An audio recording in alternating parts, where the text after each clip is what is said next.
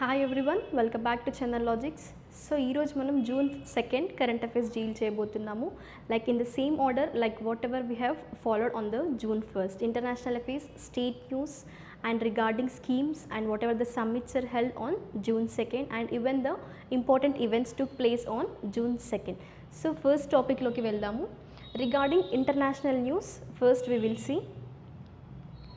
First topic ఏంటంటే WHO has given the labels to the two variants of the COVID-19 first in India.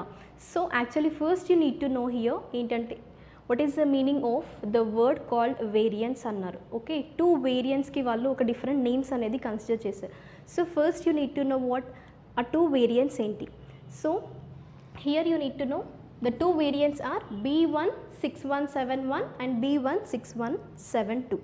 So ఇవి two variants అనమాట. So మనం variants అనే word use చేస్తున్నాం. Variants అంటే ఏంటి, like variable అంటాం. That means it will change from one form to the other form under the same thing. Okay, so that are called variants. And ఇప్పుడు చూస్తున్న variants ఏంటి, virus forms. So అవి అనేది change అవుతూ ఉన్నాయి ఒక ఫామ్ నుంచి ఇంకొక ఫామ్కి. సో వాటిని మనం వేరియంట్స్ అంటాం.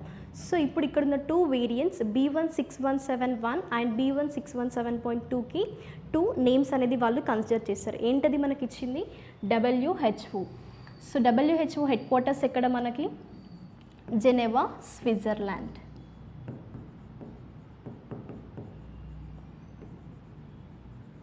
And here you need to know WHO అన్నాం, రైట్. సో మనం జూన్ 1 రోజు కూడా సేమ్ టాపిక్ డిస్కస్ చేసాము. ఒకసారి రివైజ్ చేయండి. ఏంటది, WHO యొక్క ఆబ్జెక్టివ్స్ ఏంటి, దాని ఫంక్షన్స్ ఏంటి, అది ఏ రోల్ ప్లే చేస్తుందో కూడా మనం డిస్కస్ చేసాము. Once you revise the June 1 class, so in the previous video World health Organization మెయిన్గా అది హెల్త్కి సంబంధించిన యాక్టివిటీస్ని కానీ లైక్ అలాంటి రోల్స్ కానీ ప్లే చేస్తుంది. లైక్ గైడ్లైన్స్ ఇవ్వడం కానీ, ఎక్కువ డిసీజ్ అవుట్బ్రేక్ అవుతుంది, వైరస్ అనేది అవుట్బ్రేక్ అవుతుంది అన్నప్పుడు మన కంట్రీలోనే కాకుండా వేరే కంట్రీలో కూడా అలాంటివి జరుగుతున్నప్పుడు గైడ్లైన్స్ అనేది లేదా ఏంటి ప్రివెంటివ్ మెజర్స్ అనేది రిలీజ్ చేస్తుంది. ఏంటది, ఏ ఆర్గనైజేషన్ మనకు, అది WHO, world health organisation. And ఇలాంటి ఆర్గనైజేషన్స్ వచ్చినప్పుడు మీరు ఏం గుర్తుపెట్టుకోవాలి, like you need to focus on the headquarters is at Geneva, Switzerland.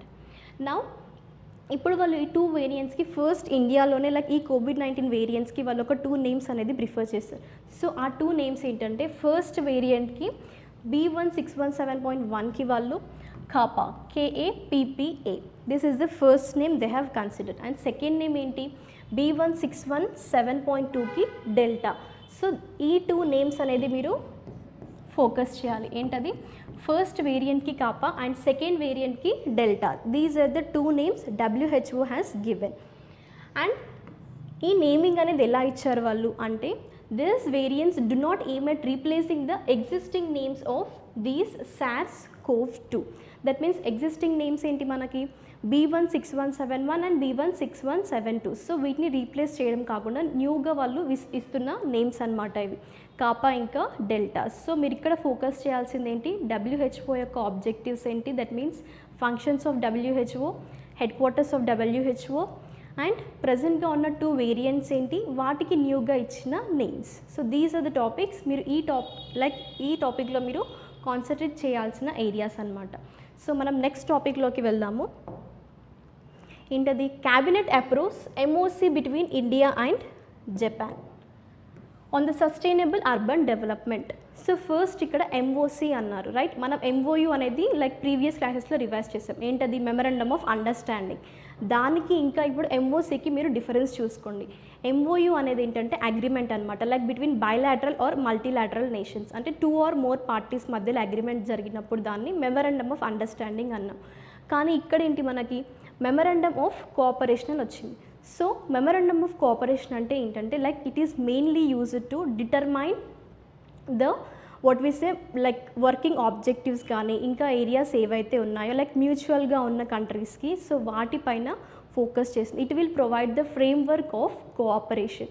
So memorandum of cooperation వర్డ్లోనే ఉంది. It will provide the framework of cooperation and as well as it will establish the communication channel. అంటే ఇప్పుడు two or more countries ఉన్నాయి, so వాటికి communication అంటే common interest అనేది ఆ కంట్రీస్కి ఉన్నప్పుడు వాటి మధ్యలో కమ్యూనికేషన్ ఛానల్ని బిల్డ్ చేసేది మనకి ఈ memorandum of cooperation.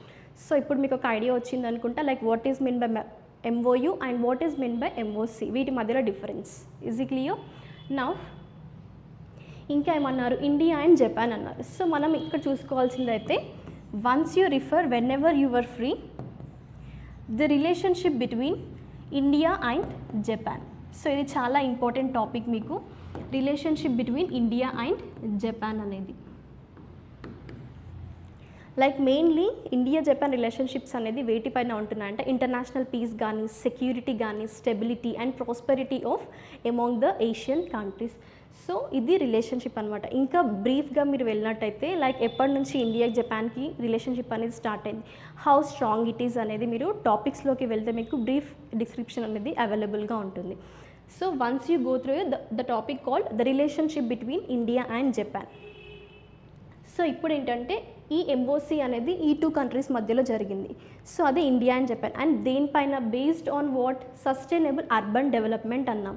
So sustainable urban development అనేది this is the forward step to mitigate the climate change.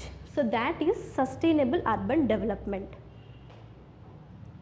And now we will move into the topic what is that. So ఇప్పుడు మనకి India జపాన్కి మధ్యలో జరిగింది. So అది కూడా ఏంటంటే this is by suspending the existing MOU on 2007 on urban development. That means existing MOU అన్నారు. That means already in 2007 this MOC has been done between India and Japan based on the urban development. Now it has, that means the same MOC has suspended between India and Japan based on what, sustainable urban development. And ఇప్పుడు వీళ్ళు ఈ MOC అనేది ఎందుకోసం చేసే sustainable urban development అన్నాం, కానీ దాని objective ఏంటి, దాని ఆబ్జెక్టివ్ ఏంటంటే to implement and strategize the programs on cooperation under this MOC, a joint working group. That means whatever the common areas and common interest areas are there between India and Japan, so to implement that and to strategize whatever the programs are there, for that this MOC has done between what, India and Japan, and this will be constituted. So ఇక్కడ మీకు like ఈ టాపిక్లో revise చేయాల్సిన areas ఏంటి, memorandum of cooperation అంటే ఏంటి, and ఇప్పుడు రీసెంట్గా ఈ మెమరాండమ్ ఆఫ్ కోఆపరేషన్ ఏ కంట్రీస్కి మధ్యలో జరిగింది, India and Japan, and that to దేనికోసం మనకి సస్టైనబుల్ అర్బన్ డెవలప్మెంట్ కోసము, అండ్ దాని ఆబ్జెక్టివ్ ఏంటి. సో ఇది ప్రీవియస్గా ఉన్న లైక్ MOCయా లేదంటే న్యూగా వాళ్ళు MOC క్రియేట్ చేస్తారా అని. This is already existed in the year 2007, now it is suspended. Next, let us move for the next one. ఏంటది, BRICS foreign minister hold the virtual meeting. So ఏ మీటింగ్ అది మనకి virtual meeting అన్నారు. అంటే ప్రజెంట్గా మనకి ఉన్న క్రైసిస్ ఏంటి, కోవిడ్ సిచ్యువేషన్. సో దీని ద్వారానే ఈ వర్చువల్ మీటింగ్స్ అనేది జరుగుతున్నాయి. వర్చువల్ మీటింగ్స్ అంటే ఏంటి, it is completely through online platforms. So వాటిని మనం లైక్ వీడియో కాన్ఫరెన్సింగ్ కానీ, జూమ్ మీటింగ్స్ కానీ, వీటిని మనం వర్చువల్ మీటింగ్స్ అని అంటున్నాం, రైట్. సో ఇప్పుడు బ్రిక్స్ ఫారెన్ మినిస్ట్రీ అన్నాం, రైట్. సో బ్రిక్స్ అంటే ఏంటి, ఫస్ట్ ఇక్కడ బ్రిక్స్ అనే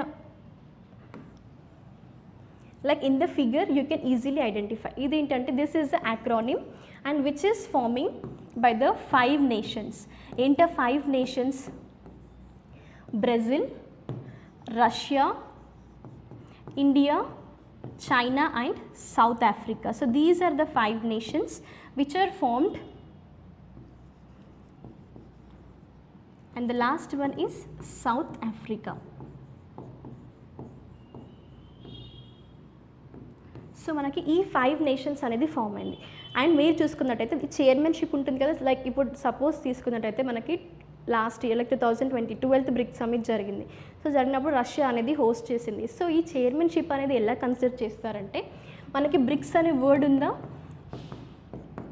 సో చైర్మన్షిప్ అనేది ఎప్పుడు రొటేట్ అవుతూ ఉంటుంది. సో సపోజ్ మనకి ఎప్పుడు స్టార్ట్ అయింది, బ్రిక్స్ అనేది ఎస్టాబ్లిష్ అయింది 2006లో, కానీ ఫస్ట్ బ్రిక్స్ సమ్మిట్ జరిగింది మాత్రం మనకి 2009లో. ఈ ఇయర్స్ కన్ఫ్యూజ్ అవ్వకండి.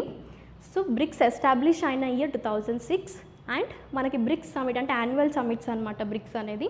సో ఈ యాన్యువల్ సమ్మిట్ మనకి 2009లో స్టార్ట్ అయిందనమాట. సో ఫస్ట్ బ్రెజిల్ చైర్మన్షిప్ తీసుకుంది, నెక్స్ట్ ఎవరు, మళ్ళీ Russia, next India, China and south Africa, మళ్ళీ రొటేట్ అవుతుంది. సో అలానే ఇప్పుడు ప్రజెంట్ 2021లో మనకి ఈ బ్రిక్స్ సమ్మిట్ జరుగుతుంది కదా, సో ఆ బ్రిక్స్ సమ్మిట్ని ఇండియా హోస్ట్ చేస్తుంది అనమాట.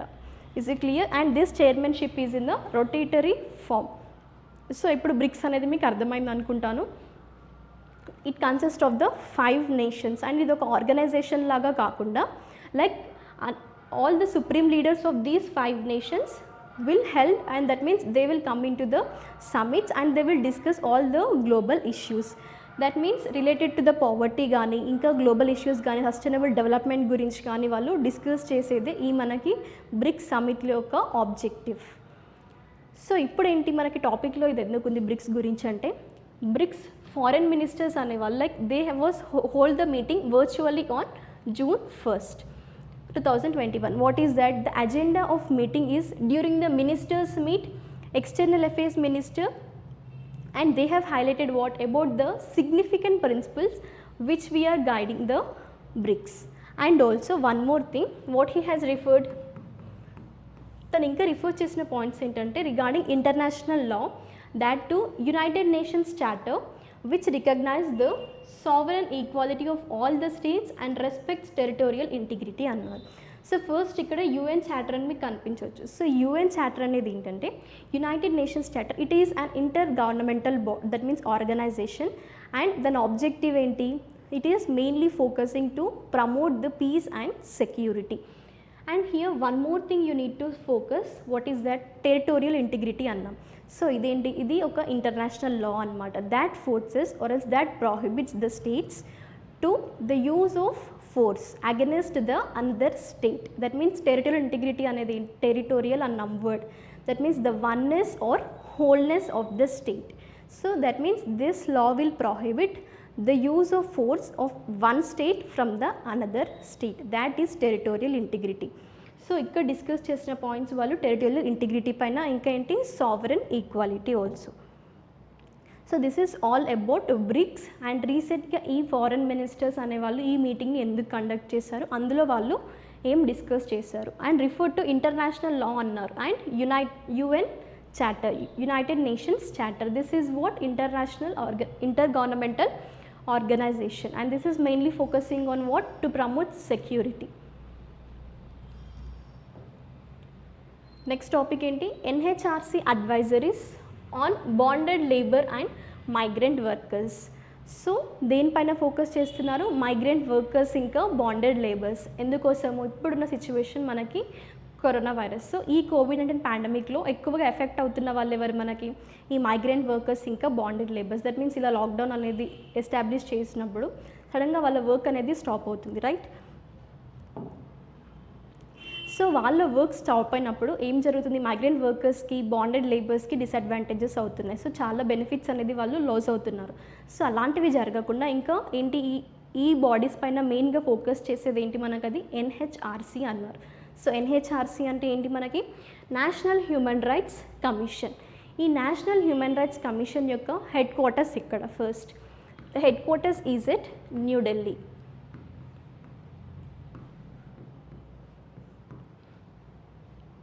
And what it will, that means దాని ఆబ్జెక్టివ్ ఏంటి, నేషనల్ హ్యూమన్ రైట్స్ కమిషన్ అన్నాం కరెక్ట్, కానీ దాని ఆబ్జెక్టివ్ ఏంటి. So national human rights commission అనేది it is a watchdog of human rights in our country. What is that, human rights in our, it will look after about the human rights. And one more thing, now it is in the topic, that means it is in news. Why?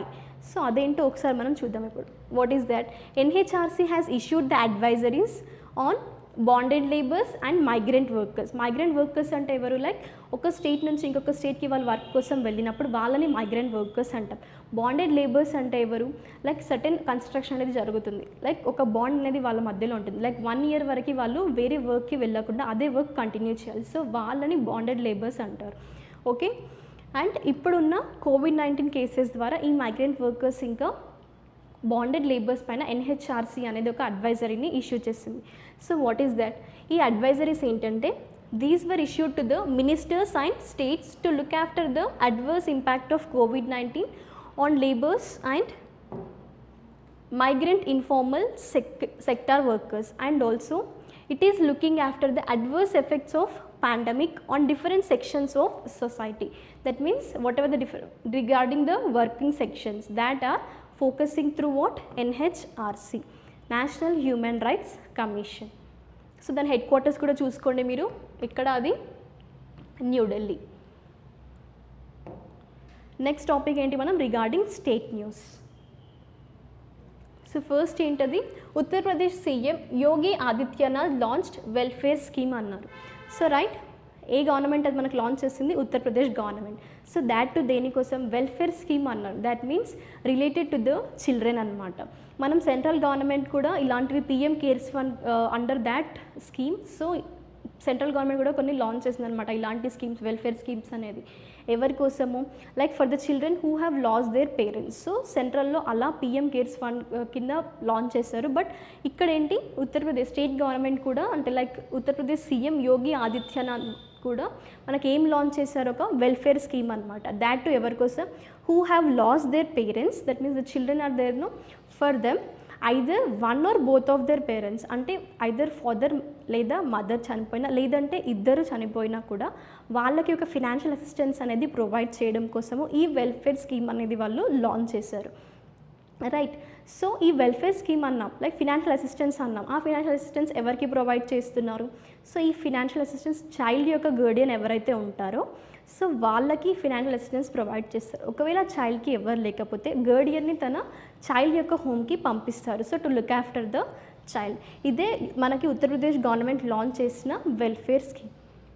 చూడండి ఇక్కడ, this is mainly for who have loss there either one or both of their parents, that too for what, due to COVID-19 virus. So if they have lost their parents because of this disease, this virus, then the government is ready to provide the financial assistance for the child.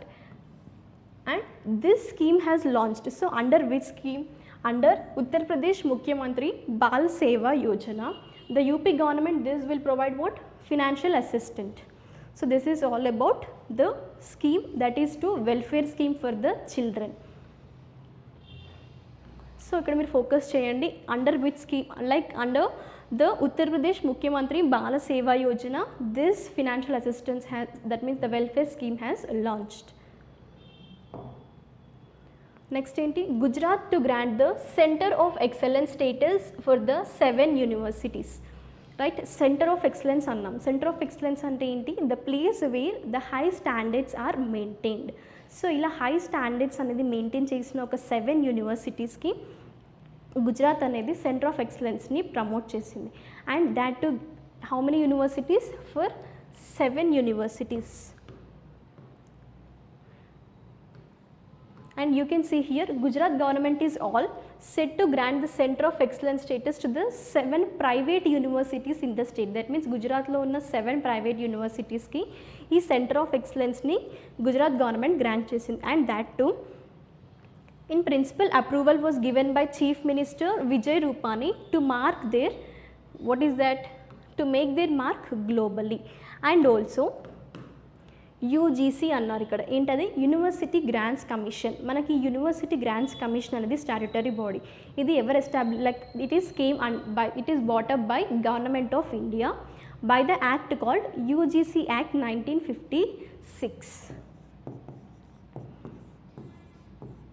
And ఈ UGC ఏంటంటే మెయిన్గా this will provide the financial support for the universities and colleges, mainly for the higher education, to brought up for what, higher education. So this is all about UGC. And ikkada chuskondi meer entadi, UGC encourages higher education institutions to attain the excellence in specific areas of academics.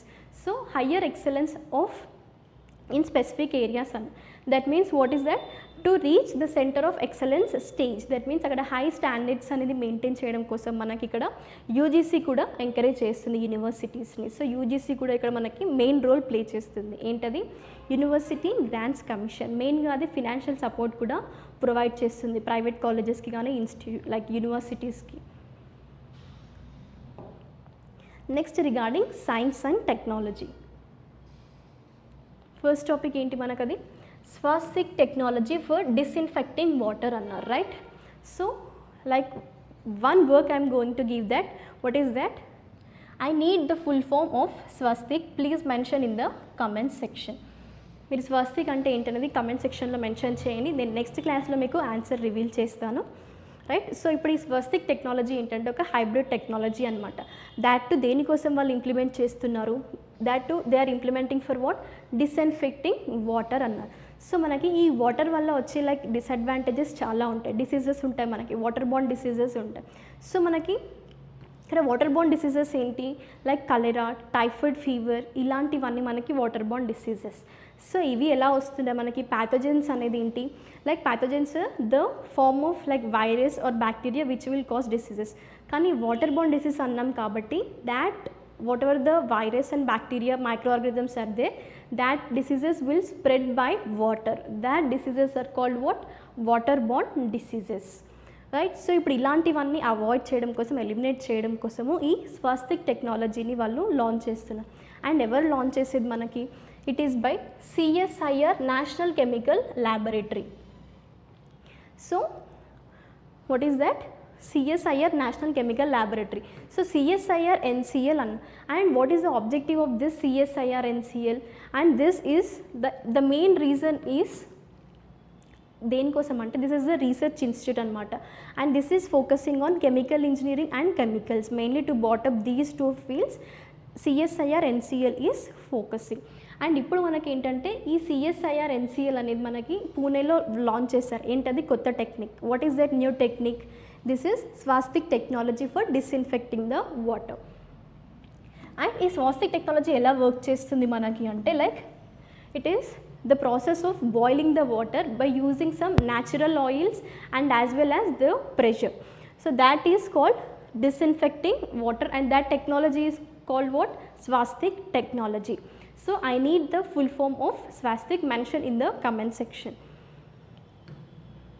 And here it was launched because waterborne diseases have increased India's disease burden, and also disinfection of water is essential. So why ఈ disinfections అనేది water ద్వారా ఎక్కువ అవుతున్నాయి. So అలాంటివి remove చేయడం కోసం మనకి ఈ ప్యాథోజెనిక్ మైక్రో ఆర్గానిజమ్స్ కూడా ఏం చేస్తున్నాయి, వాటర్ బాండ్ డిసీజెస్ని కాజ్ చేస్తాయి. మనం ఇక్కడ ప్యాథోజెన్స్ అంటే కూడా డిస్కస్ చేసాం కదా, ఏంటది, వైరస్ కానీ లేదా బ్యాక్టీరియా ఏవైతే disease like which are responsible to cause the disease, that are called what, pathogens.